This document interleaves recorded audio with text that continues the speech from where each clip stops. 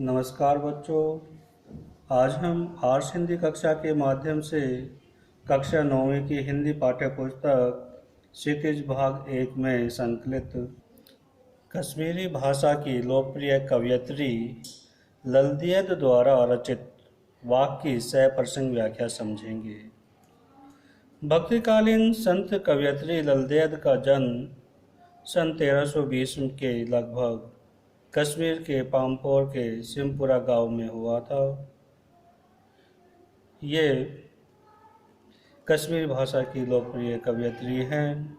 जिस तरह हिंदी में भक्तिकालीन कवियों के दोहे, पद, चौपाइयाँ और सवैये प्रसिद्ध हैं, उसी तरह ललदेद के वाक प्रसिद्ध हैं। ललदेद ने अपनी वाणी को वाक शैली में प्रस्तुत किया है। मीराकांत ने ललदेद के वाक का हिंदी अनुवाद किया है और उन्हीं वाकों में से आज 4 वाक हमारी पाठ्य पुस्तक में संकलित हैं, जिनकी हम सह प्रसंग व्याख्या समझने जा रहे हैं। अपने पहले वाक में कवयित्री ने ईश्वर प्राप्ति के लिए किए गए अपने सारे प्रयासों को निरर्थक माना है। इसमें मुक्ति के प्रयासों और ईश्वर के पास जाने की लालसा का वर्णन करते हुए कहा है कि रस्सी कच्चे धागे की खींच रही मैं नाव, जाने कब सुन मेरी पुकार, करे देव भव सागर पार। पानी टपके कच्चे सकोरे, व्यर्थ प्रयास हो रहे मेरे, जी में उठती रह हुक, घर जाने की चाह है घेरे। रस्सी कच्चे धागे की, कच्चे धागे से बनी हुई रस्सी के सहारे खींच रही मैं नाव, अपने जो नाव है, जो नौका है, उसको खींच रही हूँ। अपने जीवन की जो नाव है, नौका है, उसको खींच रही हूँ।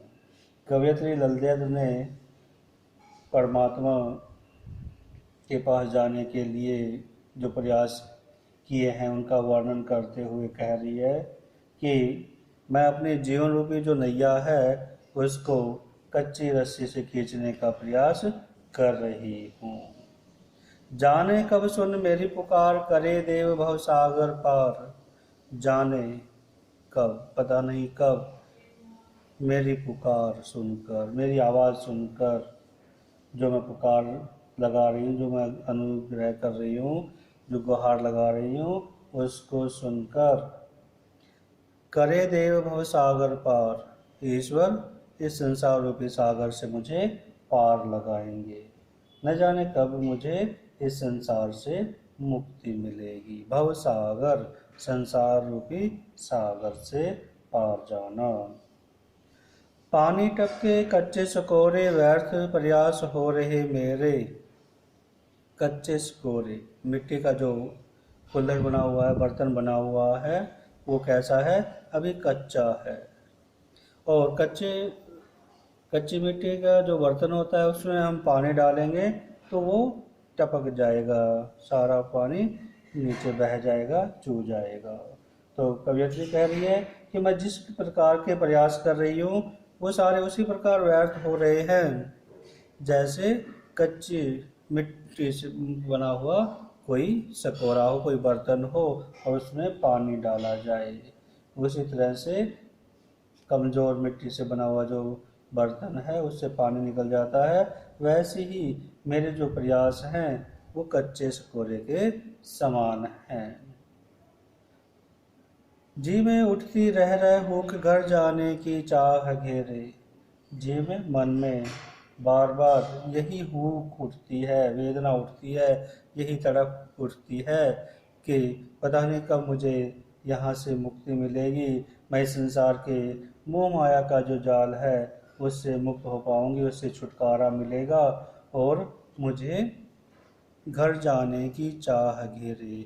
अपने परमपिता परमात्मा, अपने ईश्वर के घर जाने की जो चाह है, जो अभिलाषा है, वो घेरे हुए है, वो ज़्यादा तीव्र हो जाती है कि मैं शीघ्र अति शीघ्र अपने परमात्मा से जाकर मिल जाऊं। यहाँ कवयित्री ने संसार को भवसागर माना है और जीवन को नाव के समान माना है।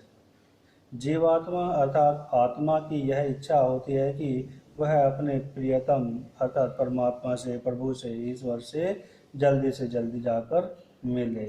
लेकिन मुक्ति के सभी प्रयास उसके व्यर्थ सिद्ध हो रहे हैं, निरर्थक लग रहे हैं।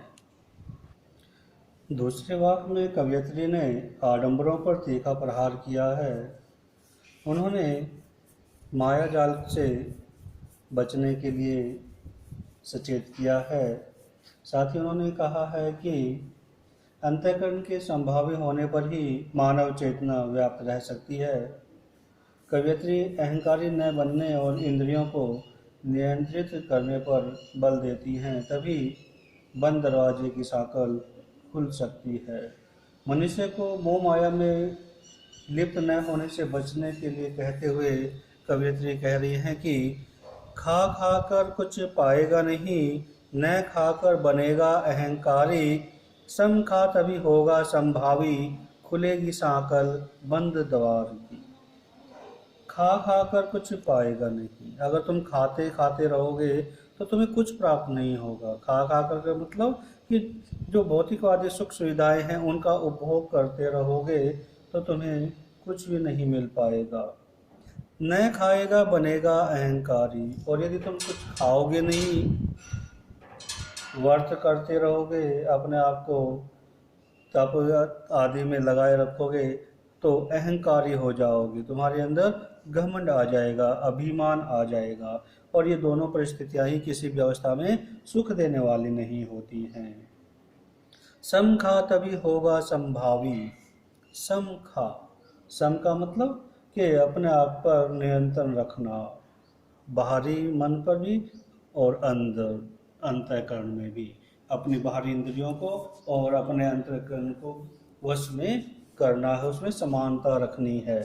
तभी क्या होगा, तुम संभावी बन पाओगे, तुम सभी के साथ समानता का भाव रख पाओगे, इंद्रियों को नियंत्रित करने का भाव तुम्हारे अंदर आ जाएगा, और फिर तुम्हें किसी प्रकार का कोई भी सांसारिक सुख, कोई भी भौतिकवादी सुख अपनी ओर नहीं खींच पाएगा। और जब ऐसा होगा तो खुलेगी सांकल बंद द्वार की। जो सांकल बंद है, तुम्हारी बुद्धि की जो चेतनावस्था बंद है, वो खुल जाएगी, वो स्वतंत्र हो जाएगी और तुम्हें ज्ञान प्राप्त हो जाएगा।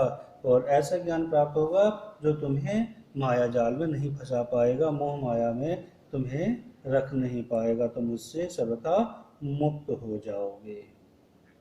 कवयित्री ने यहाँ पर व्यक्ति को संभावी बनने के लिए कहा है, और यह तभी होगा जब व्यक्ति अपने मन और इंद्रियों को वश में रख पाएगा। इससे मुक्ति का मार्ग आसान हो जाता है और मनुष्य अपने उद्देश्य को, अपने लक्ष्य को प्राप्त कर लेता है। तीसरे वाक्य में कवयित्री ने सीधी राह पर चलने की बात कही है तथा अपनी आत्मा की जो आंखें हैं, नेत्र हैं, वो खोलने की अभिव्यक्ति की है। कवयित्री ने भवसागर को पार करने के लिए सद्कर्म ही सहायक होते हैं, ऐसा माना है, और उन्होंने कहा है कि आई सीधी राह से गई न सीधी राह, सूक्ष्म सेतु पर खड़ी थी बीत गया दिन आह, जेब टटोली कोड़ी न पाई, माझी को दूं क्या उतराई। कवित्री कहती कि आई सीधी राह से, कि वो इस संसार में सीधे रास्ते से आई थी। सीधे रास्ते से मतलब बिल्कुल स्वच्छ मन था, बिल्कुल उनके आने का जो एक सद्कर्म था वो उनके अंदर विद्यमान था। लेकिन उनके अंदर क्या आ गया, संसार में आने के बाद छल कपट आ गया, प्रेम आ गया, और उस कारण से क्या हो गया, गई न सीधी राह। उस ईश्वर को पाने के लिए उन्होंने सीधा रास्ता नहीं अपनाया, हठ योग में फंस गई, सामाजिक सांसारिक मोह माया के बंधनों में उलझ गई और वो अपने रास्ते से भटक गई। सूक्ष्म सेतु पर खड़ी थी बीत गया दिन आह, लेकिन जैसे जैसे वो प्रयास कर रही थी तो अपने सूक्ष्म सेतु जो सुषुम्ना नाड़ी है उसको जागृत करने का प्रयास करने ही वाली थी, उस को समझने ही वाली थी तो क्या हो गया, बीत गया दिन, समय व्यतीत हो गया, दिन बीत गया, उसका समय समाप्त हो गया, जीवन लीला का आखिरी हिस्सा आ गया। अब आगे क्या होता है, जेब टटोली कोड़ी न पाई, माझी को तू क्या उतराई। हम यात्रा करते हैं तो उस यात्रा का हमें किराया देना पड़ता है, और यहाँ पर संसार में ही नहीं, यदि हमें इस लोक से भी मुक्ति पानी है तो उसके लिए भी हमें किराया देना होता है, लेकिन वो किराया रुपयों पैसों में वस्तुओं में नहीं होता है, वो किराया होता है हमारे अच्छे कर्मों का, सदकर्मों का। यदि हमारे सदकर्म हैं, हमने अच्छे काम किए हैं, तो हमें परमात्मा के सामने शर्मिंदा नहीं होना पड़ता है, और हम उस भवसागर से पार उतरने के लिए भगवान से, ईश्वर से वो प्रार्थना करते हैं। तो कहते हैं जेब टटोली कोड़ी न पाई, माझी को दूं क्या उतराई। जब मैंने अपनी जेब टटोली तो उसमें एक भी कौड़ी, एक भी पैसा नहीं मिला किराया देने के लिए। जब मैंने अपने जेब पर हाथ लगाया तो उसमें कुछ भी नहीं था, अर्थात मेरे जो कार्यों का लेखा जोखा था उसका जब मैंने मूल्यांकन किया तो उसमें मुझे सत्कर्मों की संख्या न के बराबर दिखाई दी, कुछ भी नहीं मिला, और जो अमानवीय कर्म थे उनकी संख्या बहुत अधिक थी, छल कपट स्वार्थों के काम बहुत ज़्यादा थे। माझी को दूं क्या उतराई। अब माझी को, नाविक को मैं उतराई में क्या दूं, अर्थात भगवान को, ईश्वर को मैं अब क्या समर्पित करूं कि वो मुझे इस संसार रूपी सागर से पार उतार दें। यहाँ कवयित्री कहती हैं कि सांसारिक बाधाओं से छुटकारा पाने के लिए हमें सत्कर्म करने चाहिए। हमें जीवन के भौतिक सुखों में उलझकर, मोह माया के जाल में फंसकर या हठ योग में उलझकर अपना जीवन व्यर्थ में नहीं गंवाना चाहिए। चौथे वाक्य में कवयित्री ने समाज में फैले भेदभाव का विरोध किया है और उन्होंने ईश्वर को सर्वव्यापक माना है। साथ ही उन्होंने बताया कि आत्मज्ञान से ही सही रास्ते पर चलकर हम ईश्वर को प्राप्त कर सकते हैं।